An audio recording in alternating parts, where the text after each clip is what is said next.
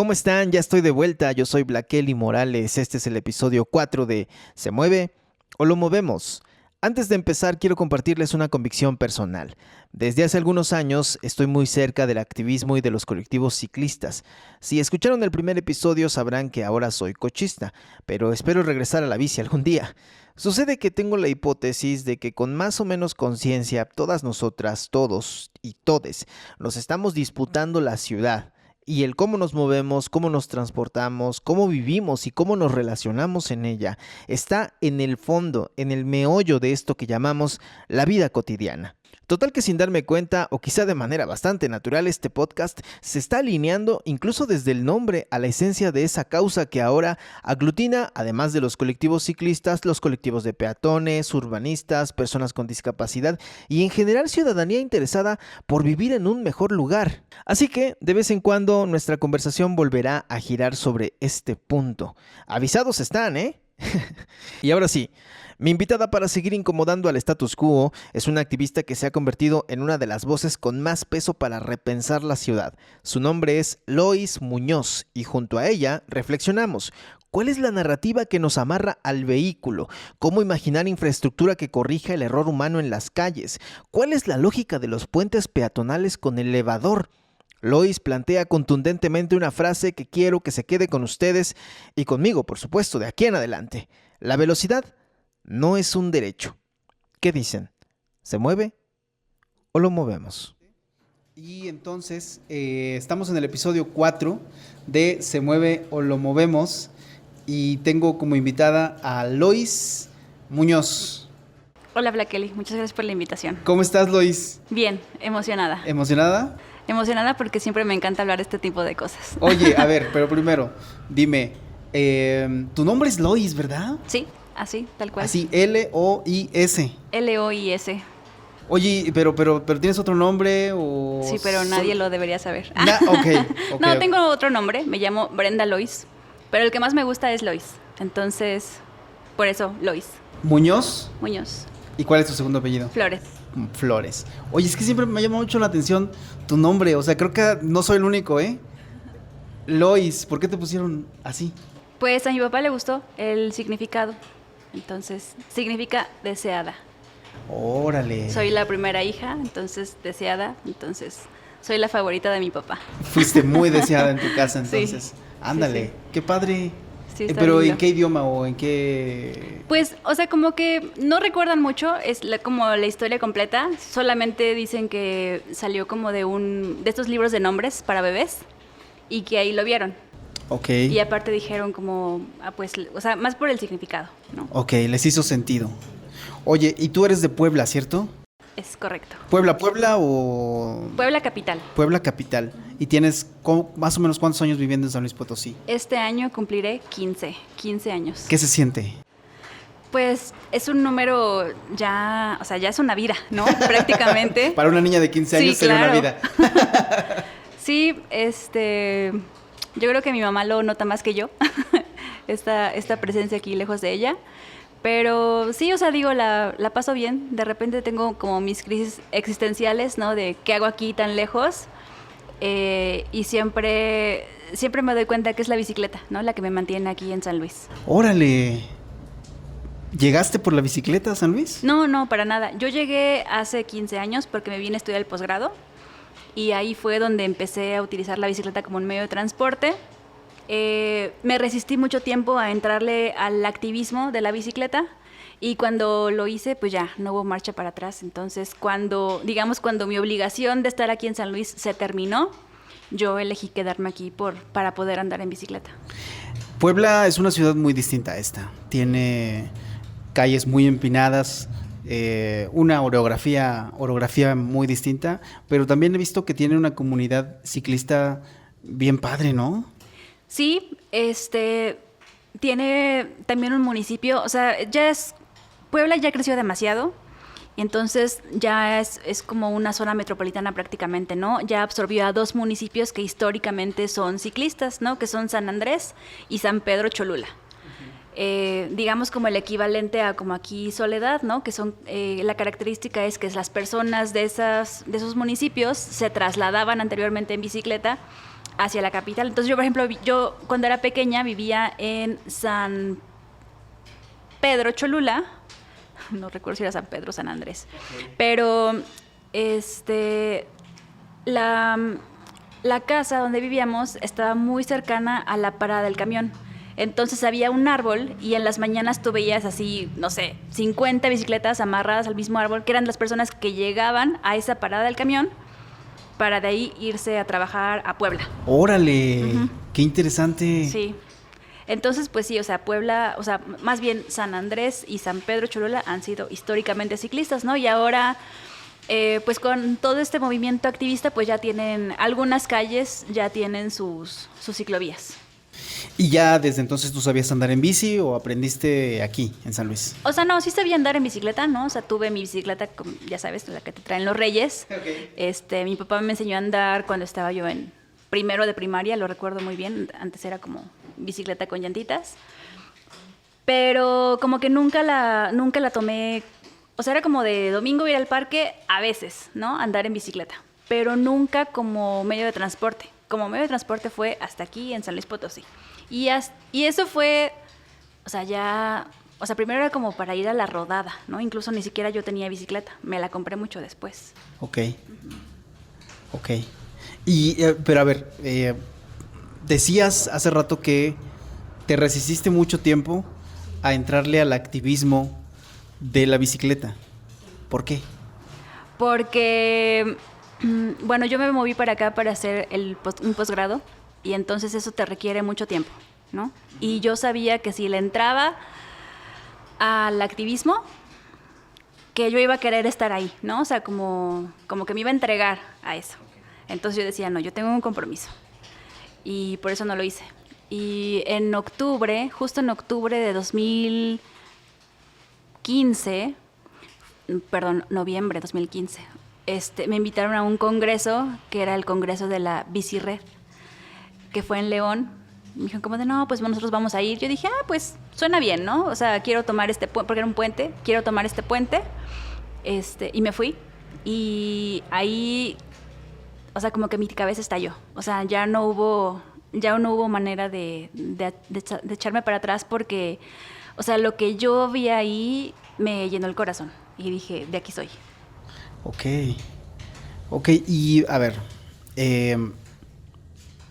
déjame regresar un poquito porque me gustaría describir un poco para quienes nos van a escuchar el lugar en donde estamos. Estamos en un pequeño café que se llama 1987, en la calle de Independencia, muy cerca del centro, pero ya más bien casi llegando a la avenida Himno Nacional, hacia el sur de la ciudad.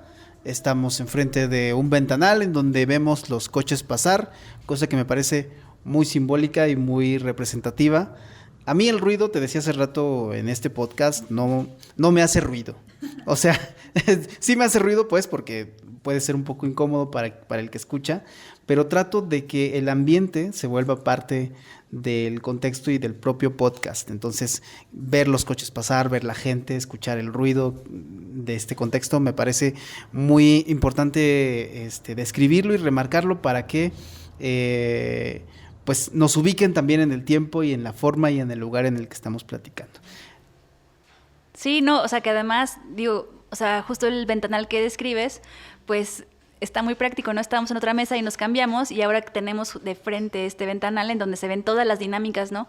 Estamos en una cafetería, en una colonia, en donde pues son prácticamente casas, ¿no? O sea, bueno, una mezcla muy peculiar entre casas y negocios, pero en realidad son calles, pues, pequeñas, ¿no? Se ven todavía muchos árboles, muchos peatones, las velocidades de los autos no son tan altas, ¿no? Y particularmente me llama la atención que han pasado muchos ciclistas.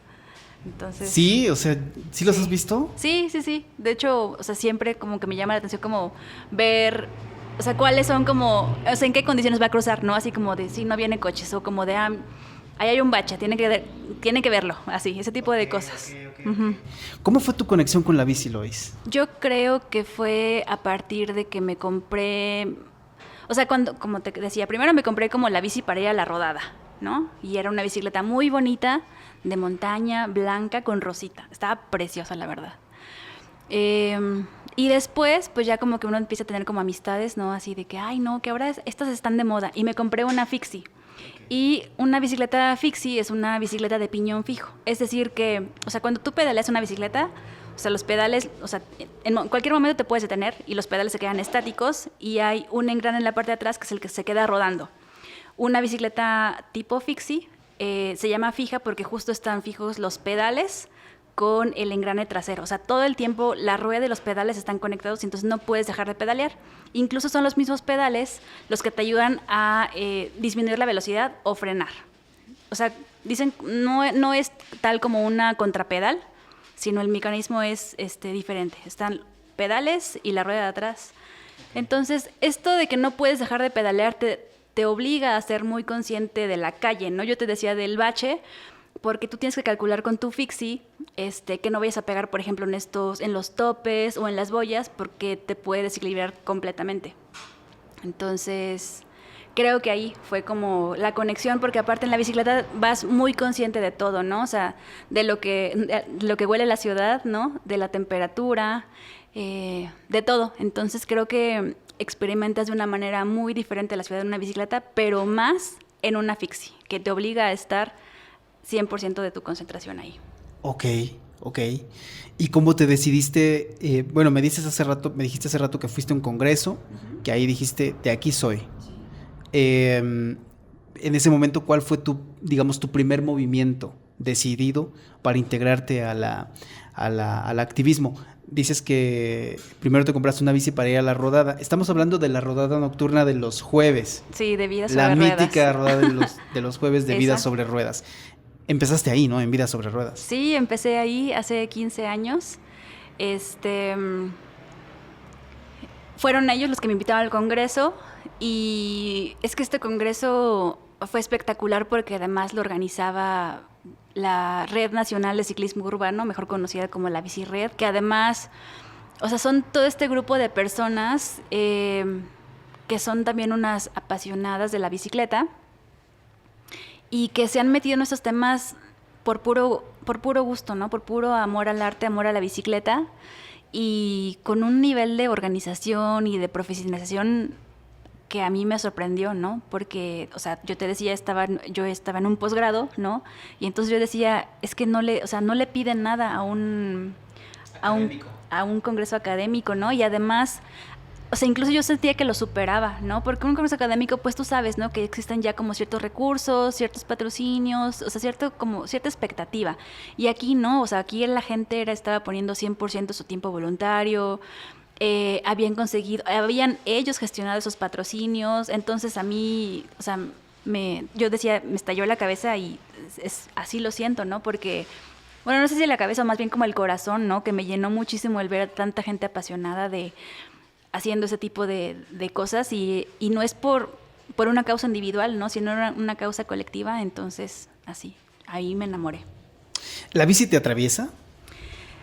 Pues sí, pero siento que en este aspecto me atraviesa un aspecto como muy personal, ¿no? De lo que representa para mí. O sea, yo me subo a la bicicleta y para mí es como conectar conmigo misma, ¿no? O sea, me ayuda mucho a reflexionar, me ha ayudado a ser como más consciente de mí misma y me atraviesa en el sentido del beneficio que me trae para mí y el beneficio que yo percibo que podría tener potencialmente a otras personas. Entonces, desde ahí, para mí reconozco como ese afecto o ese apego que la tengo. Ok, han pasado 15 años y muchas cosas han cambiado desde el punto de vista político, por así decirlo, pero otras parece que no cambian, Lois. ¿Crees que se ha modificado la agenda de movilidad, la agenda con la que tú iniciaste en aquellos años? Imagino que en aquellos años el principal objetivo era que voltearan a vernos o que voltearan a verlos a ustedes, a los activistas, por la movilidad, que hoy se llama por la movilidad, en ese entonces no sé cómo se llamaba.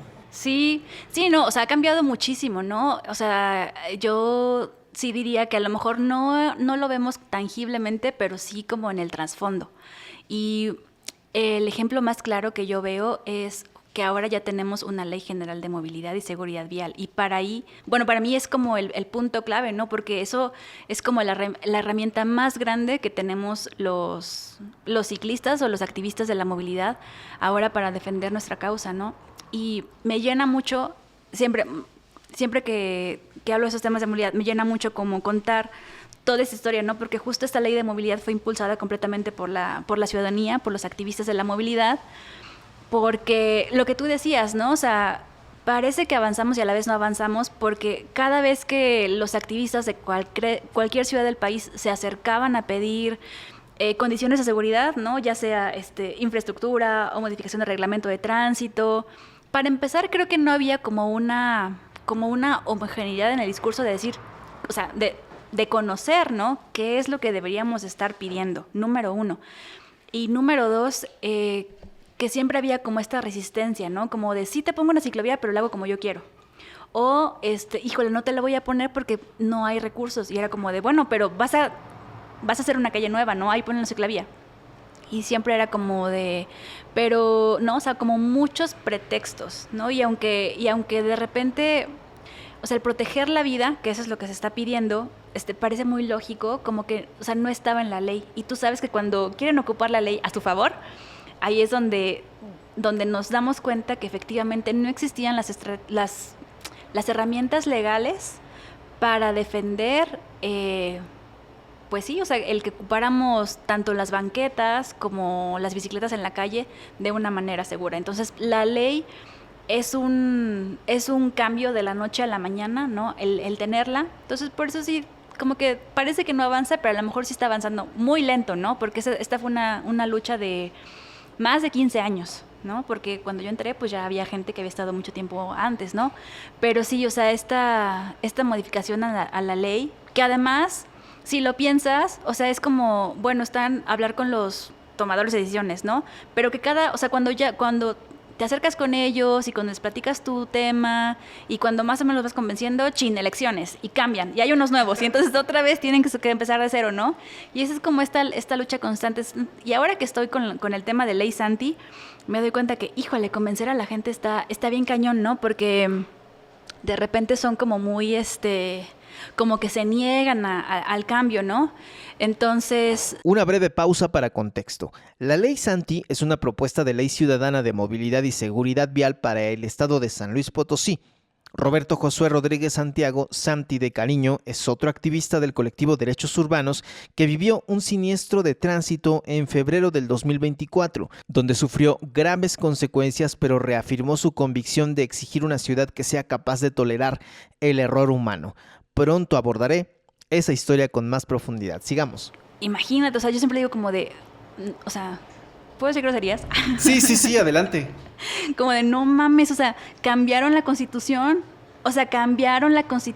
eso está bien cañón y siempre lo recalco un buen porque no es cosa fácil, o sea, es como de, pues sí, ya tenemos el derecho.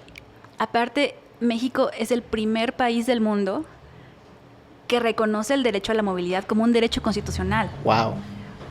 Wow, justo, o sea, es una lucha padrísima y además porque viene de la gente, ¿no? O sea, viene de la lucha colectiva, de muchas voces y muchas voluntades que se sumaron para lograr este cambio. Eso fue en 2020. Eso fue en 2020, 5 de diciembre del 2020. Cuando se agrega en el artículo 4 de la Constitución que todas las personas tenemos derecho a la movilidad segura. ¿Es correcto? Es correcto. Y mencionaste algo que me parece fundamental y creo que es parte del guión para el cual yo quise invitarte a conversar, que es lo que se busca, la finalidad es cuidar vidas. Mira, ahí va otro ciclista. Mira, sí, ahí viene otro. Es gente, son obreros, son gente que trabaja en la construcción seguramente, sí. ¿No? Traen ahí su mochilita del verde, ya tan cliché. Y lo que se busca pues es cuidar la vida de ellos. Justo. De todas las personas y empezando por las personas más vulnerables, ¿no? Las personas con discapacidad, los niños, las mujeres, y nos damos cuenta de que hay un montón de factores alrededor, como dices, las elecciones, la política, que no están en la misma línea de cuidar la vida. Sí. Incluso yo pondría aquí sobre la mesa, y tú me dirás tu punto de vista, la justicia. O sea, vivimos en un país tan impune que la persona que por una u otra razón comete un homicidio culposo al querer dar la vuelta en una intersección o a querer dar una vuelta en U, termina matando a un motociclista, a un ciclista, y se le ocurre, que es la mejor idea de todas, darse a la fuga. Lo hemos visto en estas recientes 2 semanas aquí, tan solo en San Luis Potosí, en Industrias. Ahorita en Vallejo ocurrió también una situación con unos chicos ciclistas que uno de sus vecinos se llevó incluso la bicicleta hasta una cuadra arrastrándola. Hace 2 días acaban de atropellar a un niño y las redes sociales están culpando al niño y la circunstancia de que no se fijó, de que era de noche, de que cómo se atreve él a cruzar en una vía rápida aquí en el periférico. Híjole, no quiero hacerte tantas bolas, pero sí habría que hacer un análisis situacional de cada caso, pero al final todo responde a una causa o a una serie de causas profundas, ¿no? O sea, sí, definitivamente. Y qué padre hablar de ese tema porque justo retomamos, bueno, yo voy a retomar lo que aprendí de un taller que dio el colectivo de Marce del Muro. Narrativas dignas. Bueno, porque ahora estoy cursando sí, no sé si es diplomado, pero se llama Acuerpar la Andanza, y ellas dieron una plática justo de la narrativa, ¿no? O sea, como que lo que hay detrás. Y creo que en el tema de movilidad, definitivamente, o sea, hay muchos factores que no dimensionamos, ¿no? Porque lo que vemos es gente moviéndose en coches, ¿no? Pero además, ¿de dónde viene la narrativa de que las personas nos tenemos que mover en coches, ¿no? O sea, o que si una persona comete el error de moverse caminando o comete el error de andar en bicicleta, fue su culpa, ¿no? Creo que, o sea, la narrativa se construye o sea, como que ni siquiera la dimensionamos, porque la narrativa de la vida dice que tú tienes que estudiar para trabajar, para comprarte un coche, o que tienes que tener un coche para poder, no sé, pues hacer tu vida diaria, ¿no? Pero además, no solamente es como esta narrativa social, sino además esta narrativa de la industria, ¿no? Cómprate este coche nuevo, si tú ves los anuncios de los coches, todos son así como que, aquí en la carretera, súper libre. La libertad. Claro. La libertad, ¿no? Hay un eslogan que me gusta mucho que dice que la bicicleta te da lo que los anuncios de los automóviles te prometen. Y es cierto, ¿no? Porque una vez que te compras un coche, pues la verdad es que te amarras a un montón de cosas, ¿no? Te amarras para empezar al tráfico, te amarras a estar pagando tu licencia, te amarras a estar pagando estacionamiento, incluso lavado de coche, ¿no? Como un montón de cosas. Pero esta cosa aspiracional de tener un automóvil, y además, ¿qué automóvil, no? Claro. Entonces, creo que es esa, por una parte, la narrativa social, por otra parte, la narrativa, ¿no? De cómprate un coche, pero cómprate este coche porque este coche te va a dar cierto estatus, ¿no? Y además, creo que está la narrativa del gobierno, ¿no? En donde la diputada Patricia Mercado dijo que el interés está en donde se encuentra el presupuesto. Y aquí en México el presupuesto se le regala prácticamente a los automóviles. Entonces creo que todas las narrativas están alrededor de muévete solo en automóvil. Y no se le está invirtiendo o no se le está, no estamos mirando otro tipo de movilidad, ¿no? Hay siempre también cito un análisis que hizo el INEGI. Más bien, lo hizo la SEDATU a partir de unas cifras que tomó el INEGI, y entonces dicen que si en todo el país fuéramos solamente 10 personas, 6 se moverían exclusivamente en transporte público. Pero el transporte público de todas las ciudades excepto Mérida quizás, está completamente en el abandono, ¿no? Y esto es porque está concesionado a particulares, y el problema de concesionarlo a particulares es que ellos lo terminan viendo como un negocio. Y uno de mis colegas activistas de Puebla, precisamente, puso apenas una frase que decía: ¿por qué vemos al transporte público como ¿por qué pensamos que tendría que tener un beneficio económico? Es como si los pensáramos como los hospitales, ¿no? Como si también uno tendría que tener un beneficio económico de los hospitales. Y es como de, no, son un servicio. Así como el transporte público es un servicio. Y en este caso es un servicio para el 60% de la población de México. ¿Pero por qué no le estamos poniendo atención? ¿Cómo llegaste a esa... Bueno, me dices que fuiste a un taller con Marce del Muro, que fue la invitada del episodio 2 de este podcast, justamente por el proyecto de Narrativas Dignas. Ellas tienen todo un planteamiento de cómo hay que darle la vuelta o cómo hay que proponer una contranarrativa que se centre en las víctimas. Pero tú, ¿cómo llegaste a esta otra a tener en la mente esta otra narrativa de los coches? Me parece muy interesante. Uno tiene mucho tiempo para pensar cuando va en la bici. Okay. Sí, pues justo me gusta como hacer este tipo de reflexiones cuando voy en la bicicleta, y en particular de las sesiones del seminario que he tenido, esta del colectivo de Narrativas Dignas fue el que como que me atrapó, ¿no? La metodología que ellas ocupan para decir cuál es la narrativa. Y no solamente, bueno, me faltó como otro aspecto de esta narrativa, que es la de los medios de comunicación, ¿no? Que justo ahora entra este otro aspecto en donde es el medio de comunicación en donde emite una postura o donde empieza a poner adjetivos, ¿no? Como en este niño, ¿no? Culpable, imprudencia. ¿Dónde estaban los papás? Desobligación. Sí, entonces creo que toda esta narrativa justo abona a un sistema de violencia, ¿no? Que se contrapone a lo que propone la ley. Y eso es lo que me gusta mucho de la ley, ¿no? De lo que se está proponiendo dentro de la ley. Porque la ley, me refiero a la Ley General de Movilidad y Seguridad Vial, que es la que, bueno, para terminar la historia, es la que se emite a partir de la aprobación del derecho a la movilidad, ¿no? Entonces, esta es la Ley General de Movilidad y Seguridad Vial, y justo lo que dice es, pues es más bien la infraestructura la que tiene que generar las conductas, ¿no? Porque aquí también otra narrativa que se escucha siempre es, falta cultura vial. Y la verdad es que, o sea, si tú te vas a la definición de cultura vial, pues en México sí tenemos cultura vial. La cultura vial es la de que está el amarillo y espísale, ¿no? La cultura vial es la de la gandalle, esa es la cultura vial. Pero más bien lo que hace falta es educación vial, que eso es muy diferente. Y entonces lo que la ley propone es que sea la infraestructura la que te obligue a tener las conductas correctas.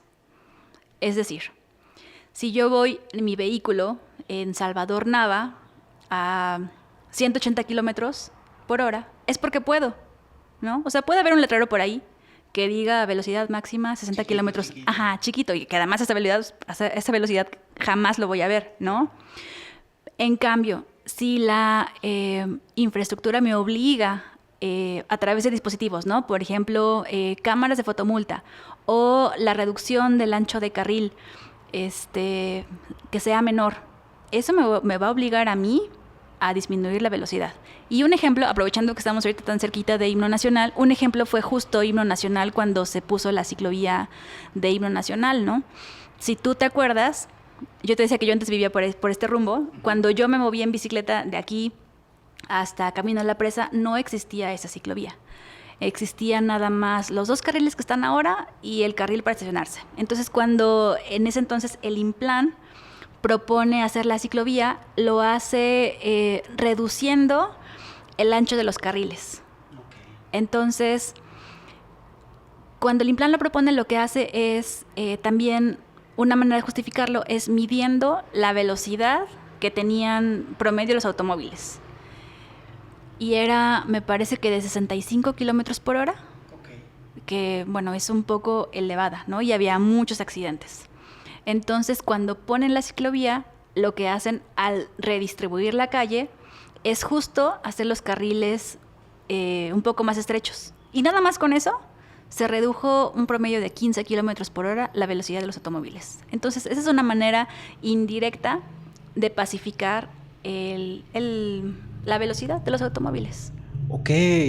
Oye, muy interesante. Digo, de hecho yo he transitado estos días recientes en el himno nacional y pensándolo, ahora que lo comentas, casi no he visto accidentes.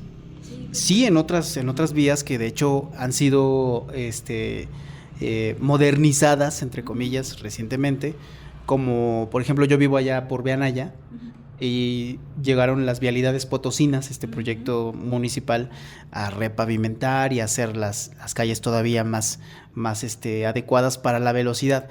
Pero algo de lo que me di cuenta de aquel lado es que no había señalética, no había indicaciones de pasos peatonales, no había nada, solamente una calle bien reencarpetada para los coches, y lo que empecé a ver fue allá accidentes en cruces, atropellamientos, también mataron a un niño por allá, ciclistas, motociclistas atropellados, y me llama mucho la atención que lo menciones y que llegues directamente al tema de la infraestructura, porque hay algo que creo que hay que dejar bien claro.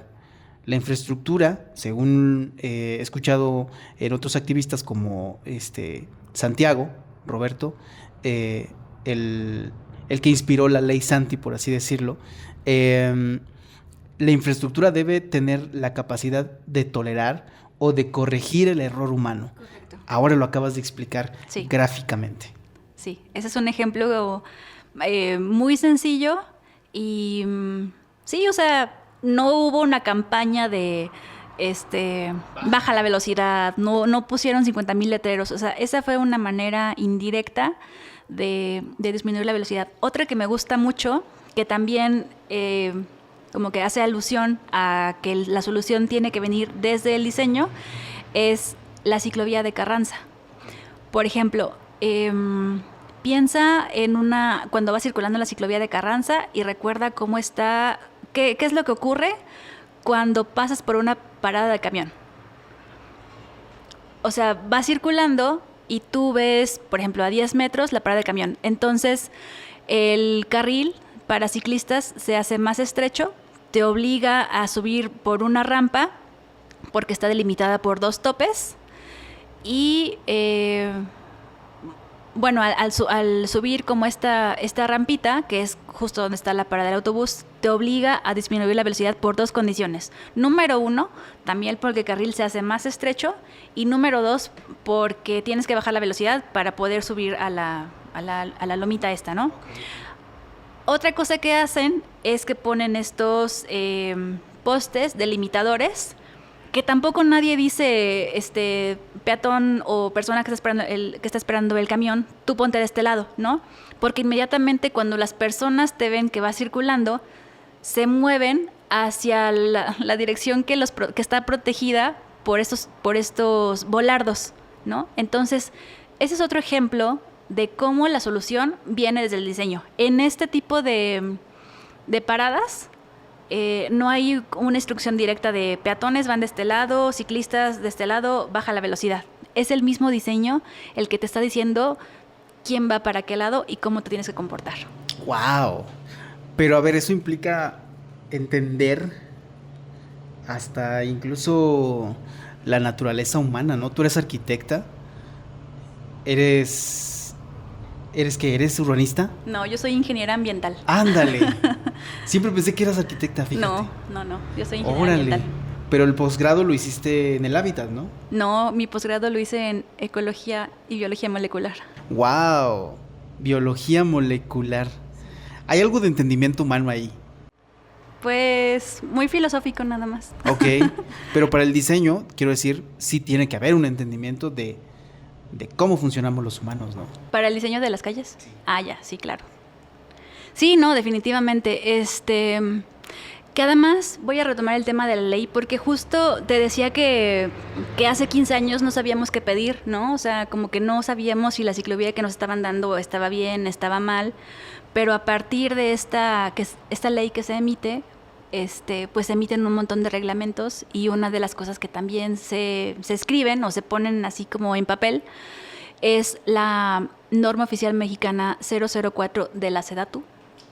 Ajá, entonces esta norma está muy padre porque además justo la elaboran entre una serie de, pues, de personas que ya ellos sí son arquitectos, urbanistas, pero además son pues súper especialistas, que toman varios elementos, ¿no?, de diferentes recursos que ya existían y lo adecúan. En 2019, me parece, se hizo un manual que se llama Manual de Diseño para Calles Mexicanas. Lo hizo también la SEDATU, pero más bien, o sea, así era, ¿no? Tal cual como un manual de sugerencias, ¿no? De, bueno, pues, si vas a planear una calle, tienes que tener en cuenta estas cosas, ¿no? Pero cuando ya se hace una ley, lo que hacen es, bueno, pues este manual que ya existe, o sea, más bien, desde que lo hicieron, lo planearon para que se convirtiera en una norma. Entonces, a raíz de que ya se reconoce el derecho a la movilidad, pueden dar este paso siguiente y ahora ya existe una norma técnica en donde yo siempre digo que es como un recetario, ¿no? Así como tienes este tipo de calle con estas dimensiones, pues entonces distribuye de esta manera. O tus carriles tienen que ser de esta manera. Entonces ya existe como una receta, ¿no? De qué es lo que tendría que haber en cada tipo de calle, ¿no? Por ejemplo, esta es una calle terciaria, ¿no? Por el ancho que tiene, por el tipo de zona en la que está. Entonces sí, o sea, uno ya puede como tener una referencia, ¿no? De qué es lo que se debería esperar para justo garantizar que todas las personas nos podamos mover de manera segura en la calle. ¿Cuántos tipos de calle hay, según esa norma? Bueno, primaria, secundaria y terciaria. Ok. Según el tamaño. Sí, según no tanto el tamaño, sino como el número de vehículos que circulan por ella. Ok. Oye, porque yo entiendo y he visto que los gobiernos, sobre todo municipales, se escudan, aquí en la capital de San Luis Potosí, en que desde el principio la ciudad no estuvo planeada. ¿Qué ciudad sí estuvo planeada, me pregunto yo? Mérida, tal vez. Puebla, tal vez, no lo sé. Pero se escudan un poco en eso, ¿no? Sí. Sí, pues justo tienen que tener un pretexto, ¿no? O sea, a mí me parece eso. Y pues no estuvo planeado, pero más bien no estuvo planeada para tantos autos, ¿no? Y ese es el gran problema, ¿no? Que que estamos entendiendo, si tú hablas con cualquier funcionario público y le preguntas sobre movilidad, te va a decir, sí, hay mucho tráfico en la ciudad. Y es como de, no, yo no estoy hablando de eso, ¿no? Y ese es el primer paradigma que hay que librar, ¿no? O sea, porque siempre entienden como que cuando hablas de moverte, es moverte en un automóvil, ¿no? O por qué no te estás moviendo en un automóvil, que tiene además un montón de otras implicaciones a nivel de ciudad, ¿no? Pero sí, o sea, y justo cuando nos hemos reunido con el alcalde, él dice, ¿no? Es que San Luis Potosí tiene un problema de movilidad, o no sé si escucharon sus discursos, que tiene un problema de movilidad porque tiene una camisa de fuerza. Él así lo dice, ¿no? Y dice, tiene una camisa de fuerza porque San Luis Potosí está limitada de este lado por la Sierra de San Miguelito, de este lado por los otros municipios. Las vías del tren también son una limitación. Y, bueno, el río cuando llueve, ¿no? Y entonces, o sea, la pregunta, o sea, lo que yo así no me cabe, porque a él no le cabe, es, entonces, ¿por qué le sigues apostando a que la gente se mueva en coche? ¿Por qué no le apuestas a que la gente dentro de la ciudad cuente con otras opciones para moverse en coche? Y no es que todas las personas, o sea, no es que yo quiera que todos nos movamos en bicicleta, ¿no? Porque justo existe como esa dimensión, ¿no? Por ejemplo, aquí ya trae como el tema de género, ¿no? En donde las mujeres nos movemos de manera diferente a como lo hacen los hombres en la ciudad, ¿no? Sino más bien que existan esas condiciones y que cada quien pueda elegir, de acuerdo a sus necesidades y a sus recursos, cuál es la mejor manera para ellos de moverse en la ciudad. Y no tener que obligarles a elegir el vehículo porque es la mejor opción, entre comillas. Y yo le diría al alcalde Enrique Galindo que más bien la camisa de fuerzas la pone otro sector, sí, del que quiero también platicar, porque aunque no es tan visible su narrativa, es una narrativa que está ahí y es predominante. Porque ahorita que hablabas tú de las ciclovías, hay que decir también que estamos hablando de ciclovías que están pensadas justamente, aunque están incompletas, aunque no reciben tanto mantenimiento como quisiéramos, están pensadas para cuidar la vida de los usuarios. Estamos hablando de la ciclovía de Himno Nacional y la de Carranza, que están a los extremos. Y una queja que se ha extendido, ahorita ya como que está apaciguada, es la de los comerciantes, que no quieren que les quiten su lugar de estacionamiento. Son unos cuantos los comerciantes, pero detrás de ellos están las cámaras empresariales. Y detrás de las cámaras empresariales están los empresarios, que son los que al final de cuentas construyen esta ciudad sin pensar en nosotros. Sí.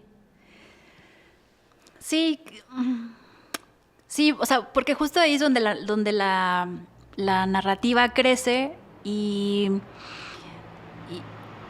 una parte que no nos estamos cuestionando es, por ejemplo, el tema de la vivienda, ¿no? O sea,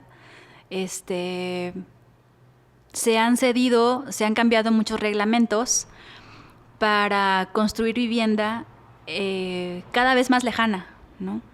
Y entonces, sin un sistema de transporte público de calidad, ¿a qué te obliga? Pues también a comprar un vehículo, ¿no? Entonces, pero nadie está cuestionando eso, ¿no? O sea, nadie se está preguntando cuáles son los otros servicios que tendrían que estar acompañando a estas nuevas viviendas, ¿no? Y ahora, pues sí, justo, ¿no? O sea, pienso, por ejemplo, en la zona de Lomas, en donde cada vez les tienen que construir más puentes, ampliar las calles, ¿no? Porque son personas que se mueven exclusivamente en vehículos y que además lo hacen un vehículo por persona, ¿no? Entonces, pues claro que ahora tienen un problema muy grave de tráfico por estos, ¿cómo decirlo? Como por estas razones, ¿no? Que son ajenos a ellos, ¿no? O sea, como que nadie les invitó a hacer esa reflexión o nadie lo está pensando de, sí, o sea, ¿por qué estamos llevando la vivienda tan lejana, ¿no? Y no solamente, bueno, estas personas porque pueden acceder a un vehículo, ¿no? Pero ¿qué está pasando con aquellas personas que no pueden acceder a un vehículo y que tampoco pueden acceder a un sistema de transporte público? Oye, y además también, tú y yo hablamos de esto hace ya algunos años. Yo hice una vez un video, no sé si te acuerdas, sobre la violencia vial. Sí. Y yo le pregunté a varios cochistas en su carro si ellos pensaban que uno cuando se sube al carro se vuelve violento automáticamente. Ahora yo más bien me pregunto, ¿uno cuando se sube al carro se vuelve mala persona? O sea, deja tú lo violento. Lo voy a censurar después, pero lo culero. O sea, como que nadie les ha dicho que cuando se suben al carro no tienen por qué volver personas culeras, ¿no? Sí, creo que responde como una manera individual, ¿no? Porque justo es a lo que, como que a lo que te lleva, ¿no? O sea, pues es como, pues me suba yo a mi vehículo para moverme a cierto lugar de manera rápida, cómoda y, entre comillas, segura. Yo creo que no es como que te conviertas, de hecho hay una caricatura de Goofy, ¿no? Que justo, no sé si lo ubicas, en donde se sube a su coche y se convierte así en malvado. Pero no es eso, porque justo, o sea, esta narrativa que te contaba que propone la ley es, bueno, aunque tú seas la peor persona del universo, va a ser la infraestructura la que te va a obligar a regular esas conductas. Y eso viene de la mano también de la reglamentación, ¿no? O sea, un reglamento de tránsito más exigente con unas multas que también son de acuerdo a la proporción de la gravedad, ¿no? Porque ahora me parece que son, pues, muy laxas. Que no existen tampoco los mecanismos, ¿no? Por ejemplo, me parece que antes en Salvador Nava había fotomultas y las quitaron por la presión social. Y es como de, no, o sea, ¿por qué las están quitando si son un mecanismo para que las personas lleguen seguras a su casa, ¿no? Y si la gente quiere ir rápido, pues ir rápido no es un derecho. Eso no lo tienen claro, pero que tengas un coche no te da el derecho de ir rápido. La velocidad no es un derecho. Que todas las personas, tú incluida, y las personas alrededor tuyo lleguen sanos a su destino, ese sí es un derecho. Me gusta incluso para título, la velocidad no es un derecho. Pero yo venía con una hipótesis, quiero ver tú qué piensas. En tomar una bicicleta, salir a la calle en la bicicleta o caminar o decidir caminar, transportarse en el transporte público, forma parte como de una disputa por la ciudad. Y siento que ustedes están liberando también desde ese colectivo, desde esa colectividad y desde esa comunidad que han generado de activismo, una disputa por la ciudad. Siento que la están librando en estos momentos. Sí, bueno, así, primero, a mí me gusta pedalear porque siento, o sea, yo lo hago como un acto político, ¿no? Para mí es un acto político de resistencia, porque justo es toda esta narrativa que te dice, cómprate un coche, muévete un coche, y para mí es como de, no, para mí un coche no aspiro a tener un coche, ¿no? Entonces sí, creo que todas las personas que pedalean, en realidad están resistiendo, y están resistiendo en una ciudad en donde no existen las condiciones para ello, ¿no? Entonces, si pedalean por gusto o si pedalean por necesidad, están resistiendo. Y yo desde ahí lo veo. Y sí, o sea, creo que la casa activista aquí en San Luis, pues, como que la semillita nace, sí, desde la bicicleta, ¿no? Pero creo que como que el discurso ha evolucionado y ya no es nada más bicicleta, sino ya es justo el tema de movilidad, ¿no? Y siempre ha estado muy de la mano con el hecho de decir, bueno, el moverte en un vehículo implica también, pues, gasolina, ¿no? Todas las emisiones contaminantes, sí, contaminación del aire, ¿no? Incluso la Bicired tenía justo una campaña en donde luchaban por la calidad del aire, ¿no? Ahora que está el tema tan fuerte en Monterrey y en Ciudad de México. Y bueno, aquí en San Luis no, pero más bien es porque no sabemos que estamos respirando, ¿no? Pero a lo mejor si lo supiéramos también estaríamos como más conscientes de ello. Justo también ya abarca este tema de movilidad, el hecho de lo que te decía, ¿no? De la vivienda. Entonces sí, creo que más bien como que el discurso se ha ampliado y ahora como que puede llegar a otras personas, ¿no? Que a lo mejor no necesariamente eran tan empáticos con el activismo de la bicicleta, pero sí que sí pueden entender desde su sentir, ¿no? Como de, sí es cierto, ¿no? O sea, como que yo no tengo una ruta de transporte público que me lleve de mi casa a mi trabajo. Entonces creo que eso ha abonado mucho a la lucha y... bueno, no sé si mis compañeros lo compartan, pero a mí me parece una causa con la que yo, o sea, yo no tengo ningún contrato firmado, ¿no? Sino más bien es como mi vocación, ¿no? Es como mis ganas de seguir, sí, de seguir cada día en esta lucha, lo que aquí me mantiene y justo lo que me hace como mantenerme firme, ¿no? O de repente como tragar saliva y entrar a esa reunión en donde sé que no quiero estar, pero sé que no estoy haciéndolo por mí, sino por más personas. Y no sé, de repente es como desvelarse terminando proyectos o desvelarse haciendo un curso o desvelarse nada más porque estás muy a gusto platicando ese tipo de temas, pero sí es siento que es algo que tenemos muy interiorizado quienes estamos en este tema. Es algo que sí, que lo tenemos tatuado. Y a lo mejor me voy a ir a un extremo. Creo que todos estamos en una disputa por esta ciudad. Sí, definitivamente. Puede que no lo identifiquemos, pero sí estamos en esta disputa de manera indirecta, ¿no?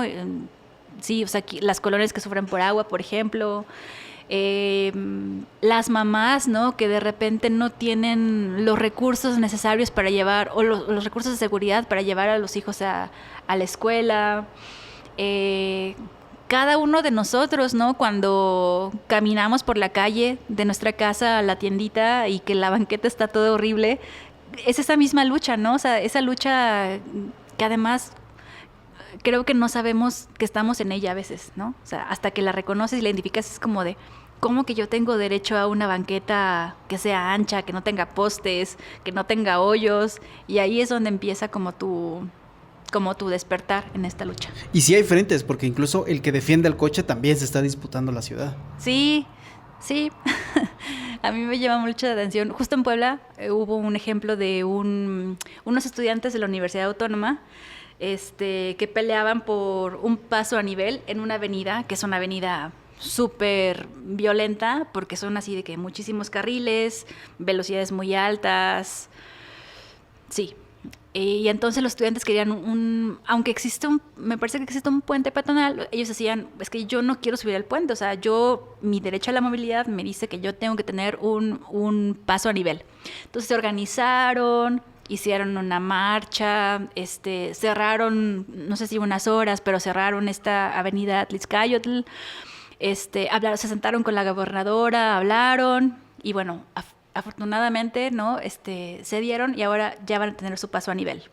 La contraparte es que los automovilistas también se organizaron, dijeron, vamos a hacer nuestra marcha, y las notas que yo leí pues eran de personas que llegaron en bicicleta a la marcha, y aparte llegaron 7 personas, ¿no? Entonces, sí, o sea, creo que es como esta cosa en donde como automovilista sí te vuelve como muy individualista, porque ni entre ellos se pueden poner de acuerdo, ¿no? A veces, o sea, por ejemplo, en este crucero que estamos viendo, como que uno por uno no es tan natural, ¿no? Como sí lo es, sí, o como sí lo es cuando te encuentras con un ciclista. Es como, pues uno de los dos inmediatamente cede, baja la velocidad, tú pásale, ¿no? Casi olvidaba abordar un asunto muy curioso en San Luis Potosí. Un paso a desnivel a la altura de la avenida Himalaya, recién construido en una de las zonas de mayor plusvalía, provocó el aumento de la velocidad. Luego vino el primer atropellamiento, donde antes había un semáforo, y la solución del gobierno municipal de San Luis Potosí capital fue un flamante puente peatonal con elevador. ¿Cuáles son sus implicaciones? Al explicarlo, Lois menciona a Cata Torres, que es otra activista por los derechos para las personas con discapacidad. Sigamos. Hablando de puentes peatonales, se me olvidaba que acabamos de inaugurar uno aquí con bombo y platillo muy bonito, con elevador incluido. ¿Cuándo se ha visto, no? Sí, y pues hay muchas cosas detrás, ¿no? O sea, desde justo en temas de acceso a la justicia y transparencia, ¿no? En donde la obra estaba planeada para el Saucito y de repente se cambia para Himalaya, ¿no? Así se aprueba muy rápido, como que no hay mucho este cuestionamiento. La obra sale así como muy, muy en caliente, de manera sorpresiva también la terminan muy rápido, ¿no? Entonces como que justo no hay esta crítica para las obras que son para el automóvil, ¿no? Y lo comparo, por ejemplo, con la planeación que hubo para entregar este plan maestro de ciclovías, que tienen desde la gestión pasada del mismo alcalde entregándolo, ¿no? Entonces se tardan toda la gestión pasada, 3 años, y la entregan en octubre del año pasado, o sea, ya llevan como unos mesecitos ahí cuando la entregan, ¿no? Y lo que entregan, pues, es una burla. Entonces, o sea, me pregunto si lo hicieron con la misma calidad, ¿no? O sea, porque al menos el de ciclovías estaba muy mal hecho. O sea, yo no soy ingeniera y no te puedo decir si el tema estructural está igual, este paso, ¿no? Pero además, una cosa que me llamó mucho la atención es que alguien, un abogado cuya identidad mantendré en secreto,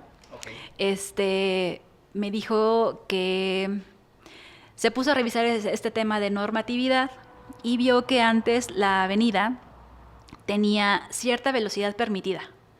Y entonces, después de que hacen la remodelación, lo que hacen es aumentar la velocidad permitida en esa velocidad. En esa avenida. En esa avenida, perdón. Hablamos de Avenida Himalaya. Avenida Himalaya. Entonces, este cambio lo que permite, o sea, ya te contaba que existe esta norma técnica. Entonces, la norma técnica dice de manera explícita, se debe evitar a toda costa, se debe evitar la construcción de puentes peatonales en la ciudad, excepto cuando la velocidad de la avenida sea de 60 kilómetros por hora. Ese fue el cambio que el gobierno municipal hizo para poder justificar que se pusiera el puente, porque antes la velocidad permitida era menor. Era otra. Okay. Entonces eso me parece como muy maquiavélico, ¿no? O sea, ¿cómo quieres justificar un puente peatonal cambiando, o sea, haciéndolo más peligroso? Uh-huh. Que eso fue lo que pasó, ¿no? O sea, además viene con todas las implicaciones que trae un puente peatonal, ¿no? O sea, malamente se le llama puente peatonal, pero en realidad lo que hace es únicamente beneficiar a quienes van en un vehículo, ¿no? O sea, sí, o sea, el vehículo no se detiene, pero en cambio a un peatón le implica subir escaleras, cruzar el mismo tramo equivalente, bueno, subir escaleras, subir el equivalente a 2 pisos en escaleras, luego cruzar la misma distancia que naturalmente cruzaría y luego bajar nuevamente esos 2 pisos. Claro. Si lo comparas con lo que haría un auto, en el caso de que existiera un paso a nivel, solamente cambiaría su piecito de un pedal a otro para frenar. Pero acá no estás tomando en cuenta que ya se puso un elevador, o sea, ya nos están librando de esa incomodidad, hombre. Sí, sí, sí. No, y justo lo que nos contaba una persona, yo no lo he visitado, no tengo necesidad afortunadamente, pero lo que nos contaba una persona es que hay un vigilante de cada lado que está vigilando el elevador para que se suban exclusivamente personas en sillas de ruedas. ¿Cómo crees? Sí, entonces, pues un gasto doblemente innecesario, ¿no? Porque justo lo que he aprendido de Cata Torres es esta diferencia entre accesibilidad y diseño universal, ¿no? Uh-huh. O sea, este puente ya es accesible porque ya lo pueden usar, ya puede cumplir su función para las personas con discapacidad, ¿no? Uh-huh. Pero no es para todas las personas, ¿no? O sea, ¿qué pasa si va, por ejemplo, una mamá con su carriola o una persona de la tercera edad con su carrito del súper, ¿no? Que por ahí hay un supermercado. Pues no lo podrían usar porque no van en silla de ruedas, ¿no? Es esta política que no sé de dónde la sacaron, ¿no? Órale, no sabía eso. Habrá que ir a visitarlo entonces para ver si yo me puedo subir al elevador, digo, Ojalá que sí, o sea, yo esperaría que sí, ¿no? Claro, o sea, ¿no? ¿O qué me van a decir? No, vayas aquí al cruce más cercano. Sí, o sea, yo esperaría que eso fuera una mentira, ¿no? Uh-huh. Sí, porque además un colaborador de Estrategia Emisión Cero, que Estrategia Emisión Cero es una organización que se dedica a hablar de temas de movilidad. Ellos evaluaron los puentes peatonales de varias ciudades y ellos comentan que la inversión, o sea, lo que se invierte en el mantenimiento, no solamente en la construcción, sino más bien en el mantenimiento, es muy elevado. O sea, lo que reportan los gobiernos es muy elevado, pero además nunca funcionan.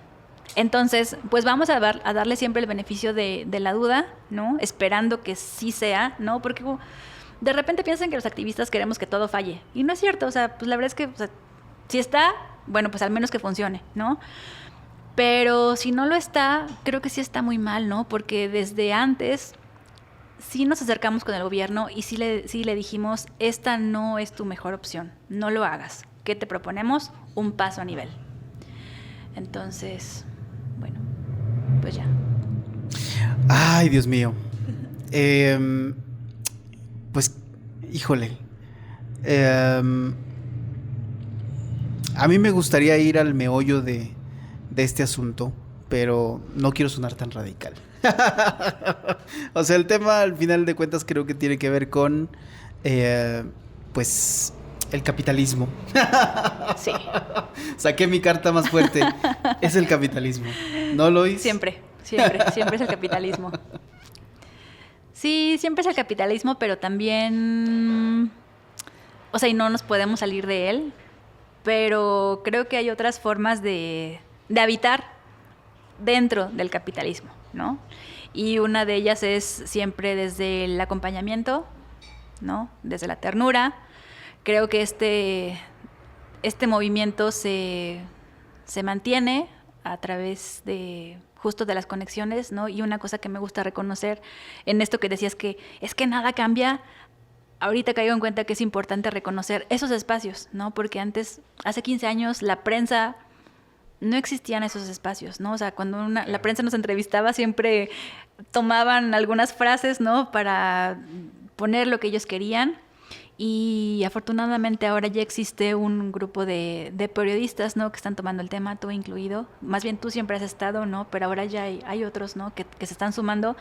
Y entonces creo que eso es un cambio muy, muy positivo, ¿no? El que volteen a ver la movilidad, en que también se sientan partícipes de la lucha, ¿no? Que no sea nada más por tener nota, sino más bien como que ya se identifican con lo que les queremos decir, lo hacen suyo y también de ahí quieren como acompañarnos, ¿no? Y como acuerpar esta que es también su lucha. Y es que nos atraviesa, Luis, todo el tiempo, porque tenemos que movernos, tenemos que trabajar, y al mismo tiempo pues vivimos una situación pues bien difícil y bien precaria, y pues nos damos cuenta de que esto no puede continuar así.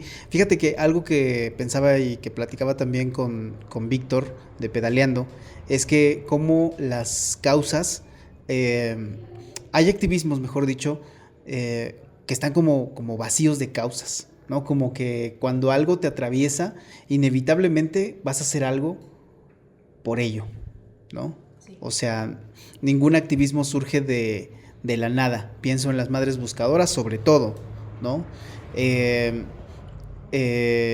Y cuando te atraviesa una situación, en este caso la ciudad, cuando no puedes tener una movilidad segura, cuando la calle es la principal expresión de la desigualdad, me parece que no lo podemos dejar de lado. ¿Tú qué piensas de la comunidad?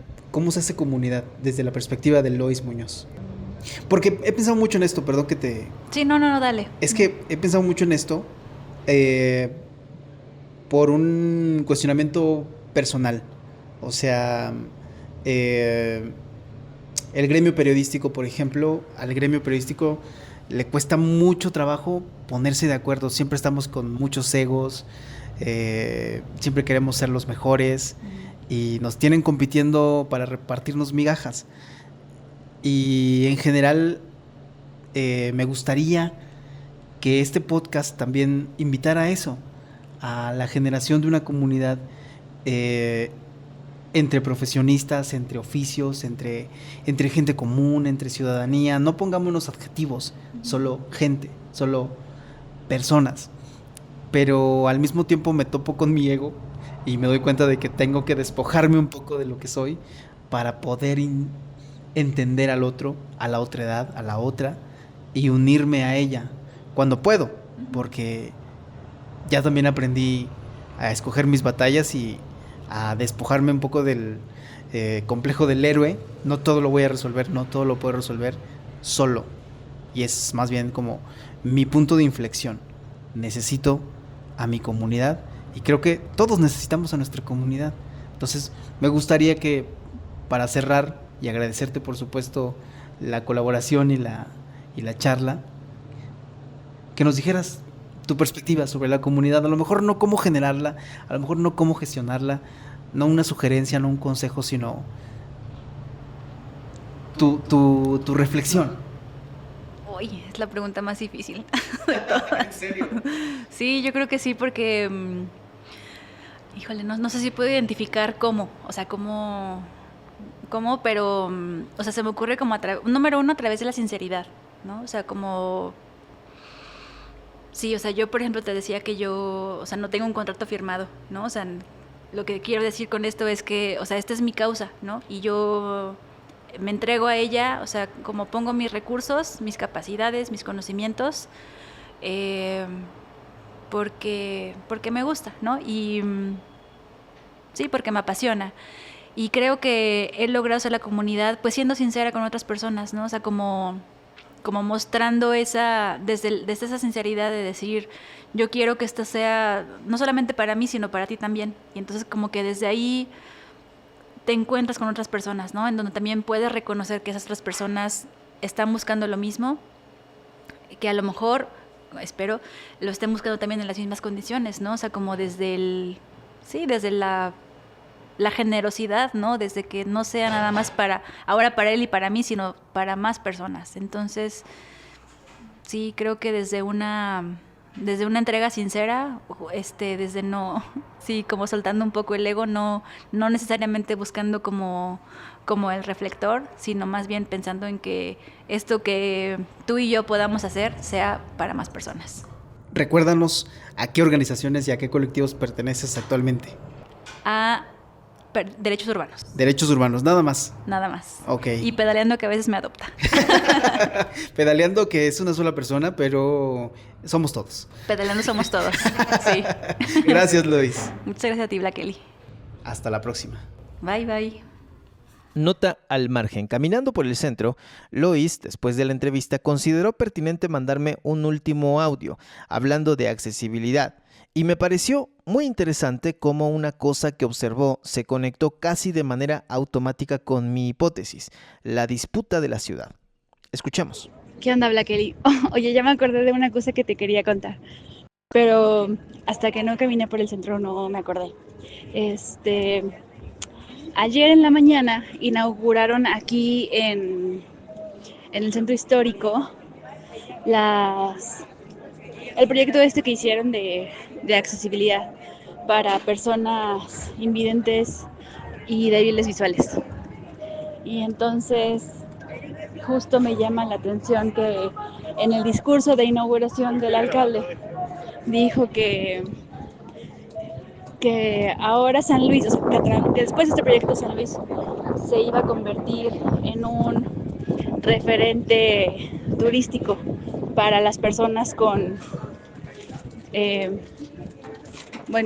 invidentes o débiles visuales, ¿no? Entonces, justo en esta pregunta que me hacías, ¿no? De que si nos estamos disputando la ciudad, pues me parece como ahí es uno de los puntos en donde uno identifica que esa disputa existe, ¿no? Y más bien este proyecto no fue pensado para que las personas de San Luis Potosí lo disfruten, sino con eso que el alcalde dice, pues es para vender la ciudad, ¿no? O sea, lo usa como un gancho para atraer turistas, ¿no? Y eso que te dice, pues que este tipo de proyectos no están pensados para realizarse en otro tipo de puntos de la ciudad, ¿no? Sino solamente en aquellas que pueden ser vendidas, como el turismo. Amigos, amigas, amigues, Se Mueve o Lo Movemos ya está en YouTube. Suscríbanse al canal y por supuesto síganme en Spotify y en mis redes sociales. Déjenme sus comentarios, compartan y comenten con sus cuates esto que aquí humildemente les propongo. Que si no se mueve, pues lo movamos. Soy Black Kelly Morales. Hasta la próxima.